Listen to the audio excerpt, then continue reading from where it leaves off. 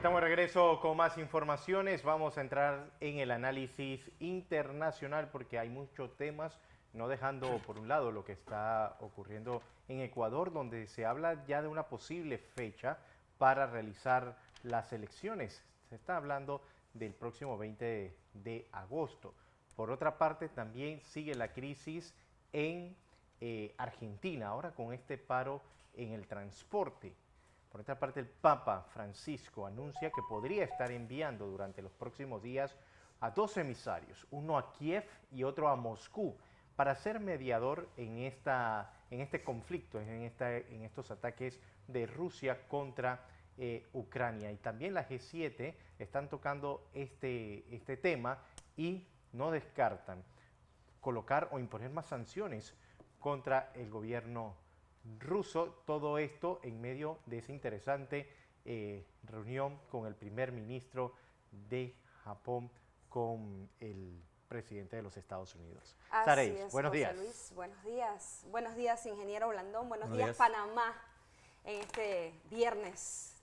Bueno, se acabó la semana, en donde iniciamos con ese nuevo paquete anunciado en la cumbre, nuevo paquete de sanciones anunciado en la cumbre del G7. Incluso el primer ministro Rishi Sunak es el que ha dado estas declaraciones, en donde se espera ponerle límites a Rusia con la importación del sector, de las prohibiciones a importación de aluminios, diamantes, cobre y níquel. Recordemos que Rusia para el año 2021 ocupaba la posición número 58 de importación de minerales en el mundo. Adicional a esto, se le va a poner unas sanciones económicas para la importación de este sector mineral. Importante, reitero, en el 2021, antes de iniciar la guerra, Rusia ocupaba la posición número 58 de importadores del mundo. El G7 también discutía entre sus puntos el género, mientras que México ayer otorgaba su primer pasaporte binario, mientras que el presidente Zelensky llegaba a la cumbre de Arabia Saudita, la cumbre de la Liga Árabe, en donde tenía una reunión con el príncipe heredero Mohammed bin Salman, buscando como objetivo la protección de la comunidad musulmana y además pedía el retorno de los presos políticos de Crimea y el retorno de la liberación de los presos políticos en Crimea y el retorno de los territorios que se ha ido tomando Rusia en esta invasión a Ucrania y que posteriormente se ha convertido en una guerra, por supuesto, porque Ucrania tenía que defenderse. Buenos días, ingeniero. Buenos días a todos ustedes, buenos días a todos los que nos siguen en Cada Luz Continente Radio y en Canal 21 Next TV. Hoy, viernes 19 de marzo. Bueno, para toda nuestra audiencia, cuando es viernes, uno piensa en unas cosas más agradables, piense usted en tomarse un vino. Recuerde que la calidad del vino no tiene que... Bueno, hay precio y hay vinos caros que son malos, depende de su gusto. Hay vinos baratos de buena calidad. Lo importante que usted tome, puede tomarse una soda si usted quiere, un jugo de naranja. Lo importante es que usted comparta con las personas a las que usted le debe. Lo más hermoso que usted le puede dar a una persona, su tiempo. La calidad del tiempo que usted le brinda a los seres que usted ama es lo más importante en la vida. En la vida hay cosas importantes que usted a veces cuando se da cuenta ya pasó, se puso viejo y no las aprovechó. Bien, lo primero que debo decir es que a nombre de este colectivo de noticias, desearle pronta recuperación al expresidente Ricardo Martinelli, que fue sometido ayer a una operación de descompresión. Sí. Sabe que en la espalda, cuando se produce este tipo de lesiones, se produce una recuperación en los nervios que son presionadas por las vértebras. La 13, 14 y 15 es la que tiene afectada el expresidente.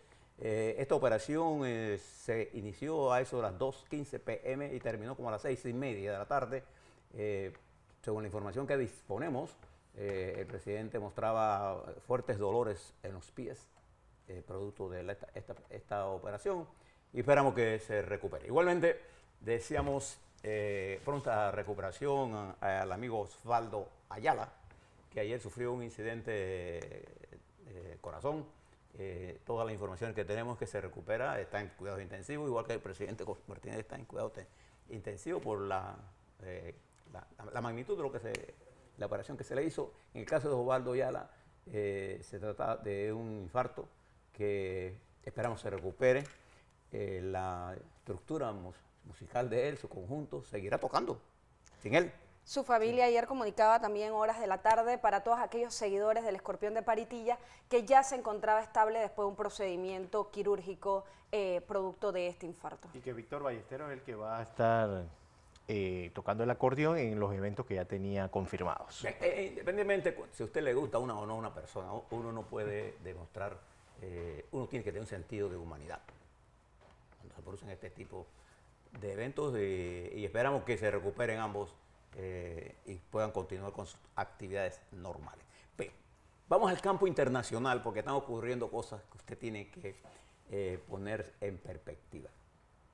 La primera noticia que le voy a dar es que observe lo que está ocurriendo en los Estados Unidos con el techo de la deuda y lo que está pasando en la bolsa de valores. Usted nota un optimismo en la bolsa desde el jueves y viernes, miércoles y jueves, al alza. Esto porque ellos tienen información y créame, cuando usted quiere tener una información sobre conflictos, lea el Journal de Wall Street, porque la gente que hace negocio necesita estar bien informada. Ahí siempre usted encuentra los mejores análisis, igual que usted encuentra en el New York Times y el Washington Post, que es un especialista en política. Observa los grandes diarios del mundo. Y ellos no les importa, ellos tienen que manejar la información con un nivel alto de objetividad. Información que tienen los inversionistas les hace pensar con optimismo que habrá un acuerdo en el techo de la deuda. Y esa es la razón fundamental, porque las bolsas de Europa se recuperaron ayer y se siguen recuperando ayer, y las bolsas de Nueva York también. Eso es importante, mírelo de ese punto de vista. El presidente Biden, que se encuentra en Hiroshima, Japón, deberá regresar. Él cortó su viaje, no va a Australia ni a Guinea. Va a regresar a Washington para continuar las negociaciones que siguen con el equipo económico y se sentará él ahora a darle. Él tiene varias opciones. Le han preparado un conjunto de opciones. La preferida del presidente Biden es un acuerdo con la Cámara de Representantes y yo creo que existen razones para sentirse optimista de que haya un acuerdo. ¿Por qué ese acuerdo nos interesa a nosotros? Bueno, para que un país como los Estados Unidos se declare en impago pone a todas las economías a temblar. Y sobre todo a las economías dolarizadas como nosotros. Y aquí hay que tener en cuenta, ingeniero, que la Cámara de Representantes, así como el Senado, no se va a tomar el riesgo de pagar el costo político. Una cosa es el tema económico, la estabilidad, pero el costo político, tanto para los demócratas como para los republicanos, no es un riesgo que como políticos que han hecho carrera se van a tomar para generar esa inestabilidad económica que muy bien ha venido manejándose de forma correcta en los Estados Unidos con la recuperación de la bolsa de empleos, ingeniero. Sí, pero igual que aquí hay políticos que no tienen esa sensatez. Por ejemplo, el presidente Donald Trump, esperemos que sean las minorías, que es el dirigente de mayor peso electoral en los Estados Unidos en este momento, él cree que se debe caer en el default. Esas fueron sus declaraciones del fin de semana. Para que ustedes vean, en el mundo en todos lados se cuecen habas. Bien. Pero esto que está pasando en Tokio se une ahora, al regreso, se une a lo que le señalaba Sadei, a las sanciones que ya se tomaron. Ya Estados Unidos, Inglaterra y Japón. Particularmente los Estados Unidos e Inglaterra han tomado grandes y graves sanciones, no solamente contra la estructura financiera de Rusia, sino contra la estructura de los dirigentes que están al lado del presidente Vladimir Putin, con el objeto de fortalecer la línea de que Putin no tenga dinero para seguir financiando la guerra. Y hay un punto que usted debe tomar en consideración. Allí se aprobó no comprar cobre, diamante, a Rusia. Entonces esto va a generar un problema. al tomar esas decisiones, estos países tienen que buscar una fuente sustituta del cobre. Y entonces nosotros entramos en el negocio del cobre, la República de Panamá. Y es por eso que usted debe mirar todas las cosas en función de la perspectiva nacional y de la perspectiva internacional. Pero le voy a dar una buena noticia. Estaba mirando las cifras de Chile. Y fíjese que hoy la economía chilena demuestra signos de que no va a entrar en una recesión, como parecía ser lo que estaba ocurriendo en los meses antes de la elección en la que la derecha ganó. La cordura volvió al gobierno y la estabilidad en Chile es un factor importante. Se han tomado medidas económicas y financieras para garantizar los recursos para atender la deuda social, pero la economía, si se recupera, volverá a los niveles en que estuvo en competencia con la República de Panamá en sus cifras macroeconómicas. Recuerde que en Chile competía paso a paso con nosotros, palmo a palmo, en crecimiento, en la distribución del Producto Interno per cápita, en el manejo de la deuda, en el manejo de la atracción de inversiones. Bueno, la noticia buena es que el Chile se está recuperando.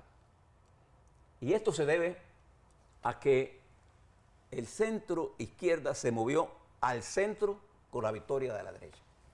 Y además, porque el centro derecha y la derecha extrema han ganado un protagonismo y que como controlan el Senado, también se dan cuenta que deben actuar con sensatez. Y entonces la vuelta a la sensatez es una cosa importante y es por eso que usted ve estos datos que se están dando en Chile. Fíjese, contrario a lo que está pasando en Bolivia o en Argentina. Argentina, como le señalaba José Luis, las manifestaciones son multitudinarias, pero además masas radicalizadas con pancartas. Siempre que usted mire una manifestación, miren las consignas. Una manifestación es lo que digan sus consignas. Pueden haber 10.000, 100.000, 1 millón, 2 millones, pero sus consignas están en las carteles que se presentan y en las fotos que tienen. Están marchando con fotos de Che Guevara. ¿Sabe lo que le estoy diciendo? Estos son masas radicalizadas en que creen que el populismo de izquierda va a salvar a la economía argentina. Eso no es posible. Es más, Argentina tendrá que hacer un esfuerzo de unidad nacional muy grande para poder salvar esto.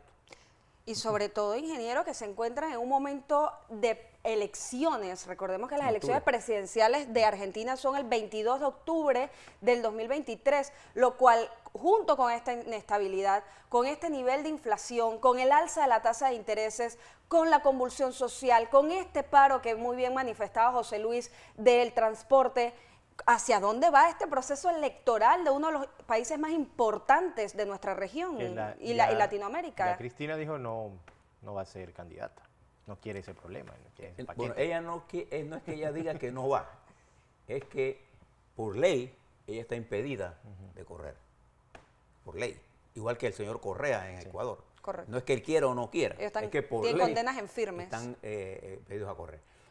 Pero nos movemos un poco hacia Ecuador.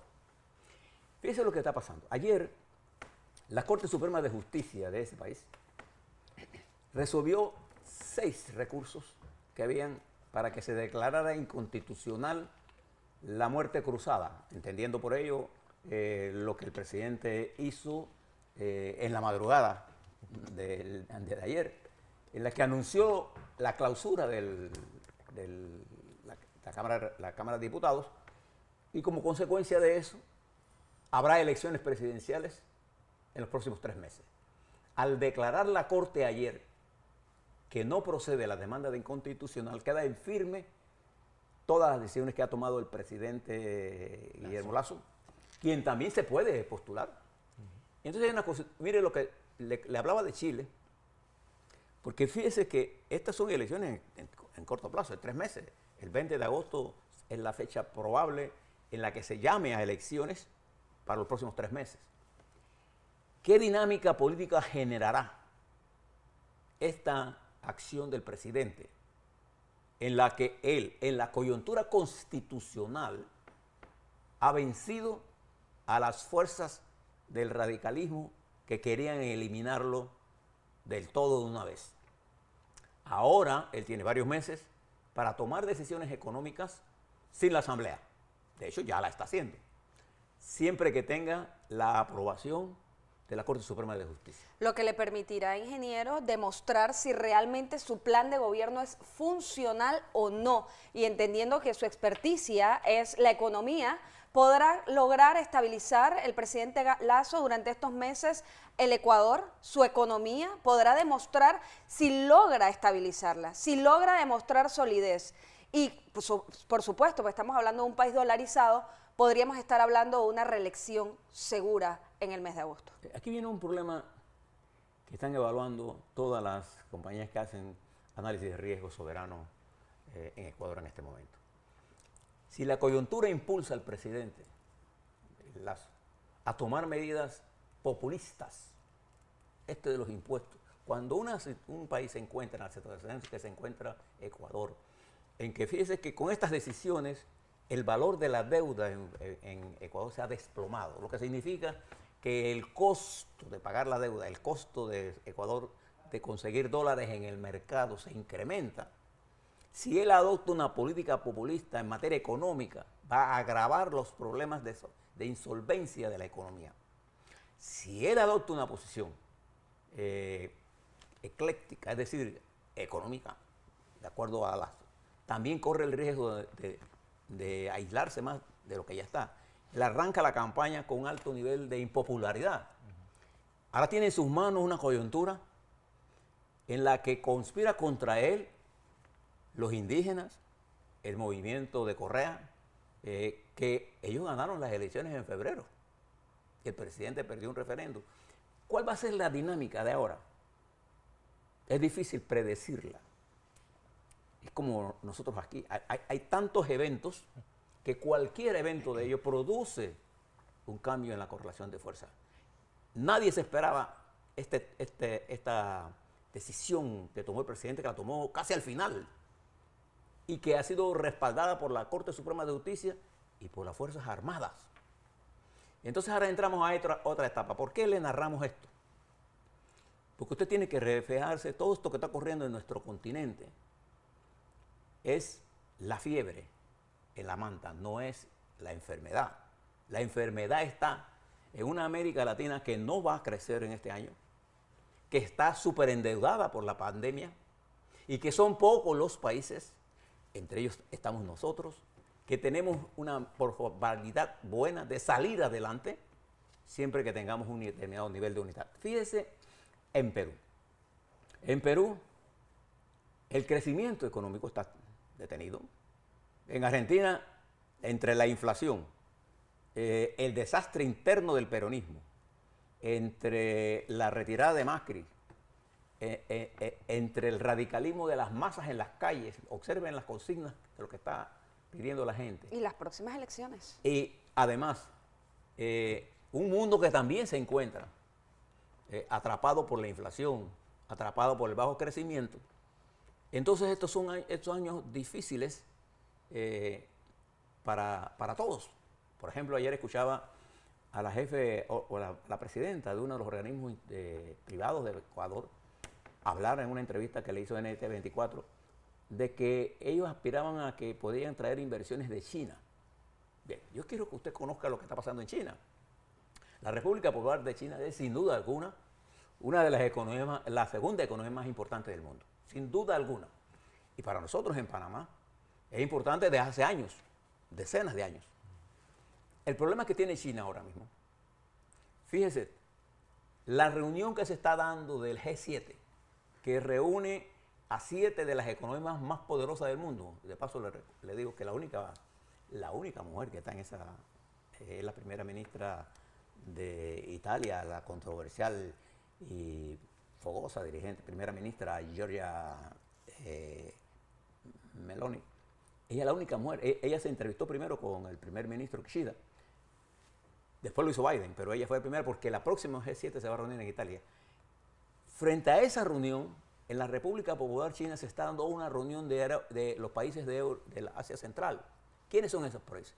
Kazajistán, Uzbekistán, son países de la ex República, de la ex Unión de Repúblicas Soviéticas, países que salvo Uzbekistán, el resto son países muy pobres, pero que Xi Jinping lo ha reunido en medio del G7 para indicar que la ruta de la seda va por allí y gran parte del financiamiento de China va para allá. Porque a Xi Jinping le interesa que esos países que son fronteras con él estén estables y bajo su control. Y ahora Rusia ha quedado en manos de la política económica de China. Ese es lo que ha logrado Putin. Pero además de eso, en la guerra, ¿usted se acuerda, José Luis, de aquellos anuncios que hacía Putin, que él tenía cohetes supersónicos que eran imparables? Bueno, esos cohetes supersónicos los están tumbando, derrumbando en la guerra de Ucrania. ¿Qué significa? Que la tecnología de defensa del mundo occidental hace rato sobrepasó los bluffs del presidente Putin. Pero lo más importante, si ustedes tienen alguna duda de esto, es que 3 de los científicos más importantes de la teoría mecánica de lo que eran los aviones hipersónicos han desaparecido. Y cuando usted en Rusia desaparece, o usted está preso en Siberia o usted está muerto. Entonces, todo esto alienta allá, en Europa. En Europa el desarrollo, las bolsas, la economía se está recuperando. Y hay un factor común en todo el mundo en este momento que nos afecta a todos, que es la disponibilidad de agua. La mitad de los lagos del mundo, naturales, el 100% de los lagos del mundo han bajado su capacidad de almacenar agua en la mitad. En nuestro país, los lagos artificiales como el Gatún y el Made, Bayano, son lagos artificiales, no son lagos naturales, han bajado sus caudales. En Uruguay, el agua la mezclan con agua salina y usted tiene 2 opciones. En Uruguay, esto está pasando ahora hoy. O usted toma agua de botella y compra caro, el agua de botella, o usted toma agua del grifo mezclada con agua de sal.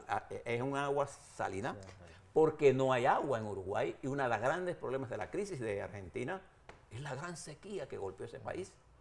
Y en la parte del noreste de los Estados Unidos está golpeada por una gran sequía, mientras en otros países, como el norte de Italia, llueve torrencialmente. En España, los lagos se están secando. Por eso que muchos países están mirando hacia Israel para hacer uso de su tecnología y las máquinas. Bueno, aquí en el área de Taboga se hizo unas pruebas con el gobierno de Israel, la embajada de Israel, para poder utilizar el agua de mar, como usted muy bien dice, ingeniero, como se está haciendo en Uruguay en este momento. Y es momento del uso de tecnología avanzada para buscar soluciones. Y es momento en que nosotros como país entendamos que este problema no es únicamente de Panamá, sino que tiene que ser atendido a la brevedad posible hoy que podemos solucionarlo.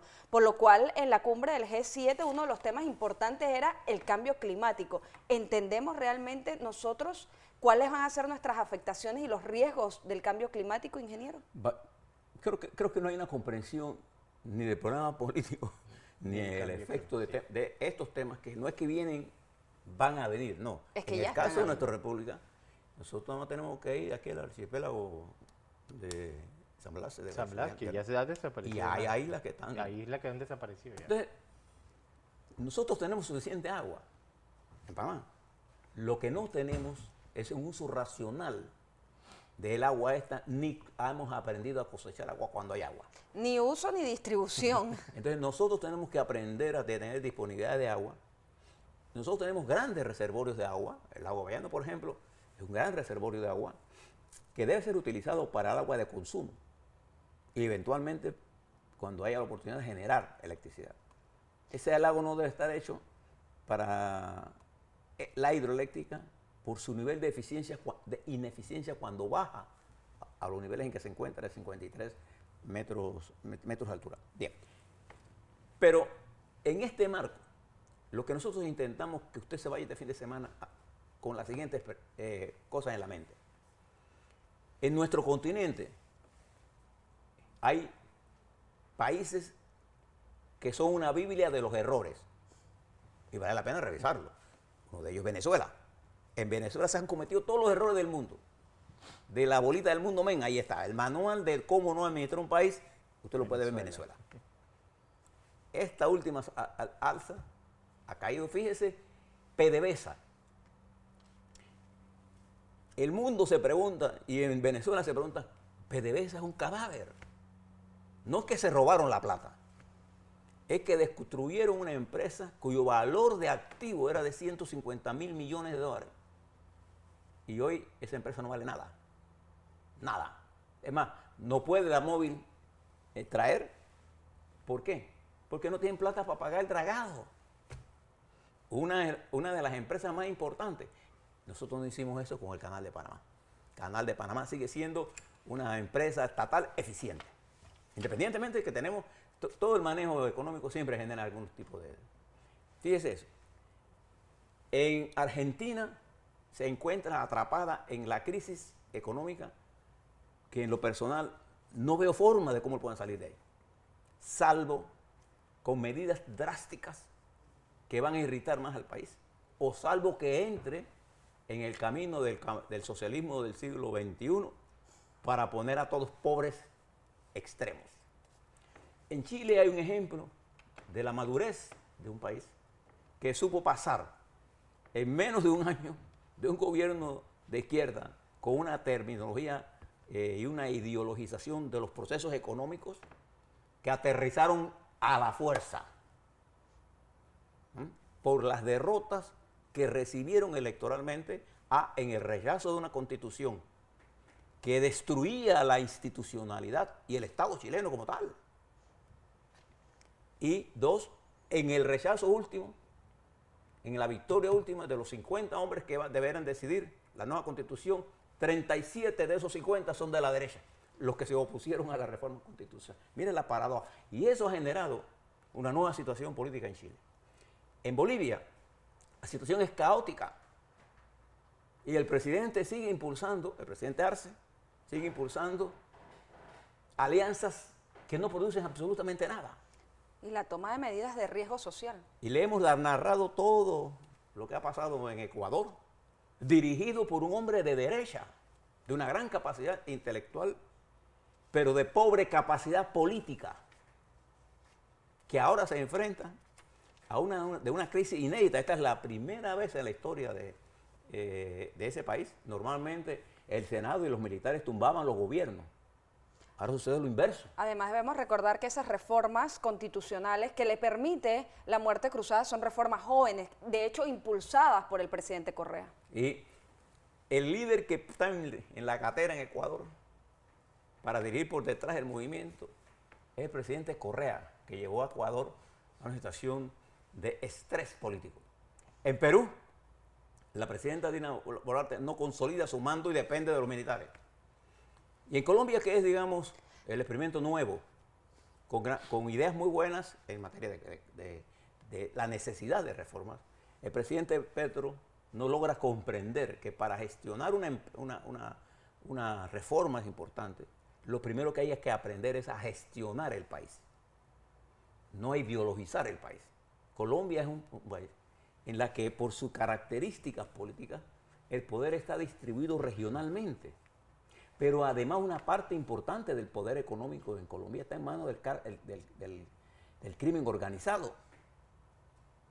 Entonces, en Colombia, en la decisión de poner el ministro del Interior, Petro se equivocó por un hombre que no tiene la menor idea de lo que es la política de seguridad de un país. Y ha quedado en manos, en política exterior, de la mano con Maduro, un hombre que el centro colombiano rechaza. Y si usted mira todo eso, y mira lo que está pasando en los Estados Unidos, con una política de un grupo de políticos, de Santos se está lanzando a candidato la próxima semana, y ha metido una serie de leyes. Mire lo que está haciendo el gobernador de Texas, un republicano racista, manda a todos los migrantes a Nueva York. Entonces, hay una especie en Estados Unidos de amenaza a la democracia. Y nosotros en Panamá entramos a un proceso electoral. Para ello, a la vuelta, Serey, José Luis, observe lo que hablamos ayer sobre las partidas. Hoy les recomiendo que se lean críticas. Y desde un enfoque diferente, revela cómo otros diputados del grupo de RUC manejaban también las partidas. Pero eso no está en el informe que hablamos ayer. Veamos qué dijo Lombana. Si ese discurso de lo que quieren oír los medios es el discurso de lo que quiere el pueblo electoral. ¿Cuán distante está Lombana de sentir en propia piel La realidad. la realidad política del país? Veamos qué está pasando en las alianzas, que ya están andando, están caminando, los líderes políticos están hablando. Todavía no hay nada certero. Nadie que le diga a usted que una alianza está hecha, no hay nada hecho hasta que esté hecho. Y no nos olvidemos que Guatemala, si en los demás países de América Latina llueve, en Guatemala no escampa.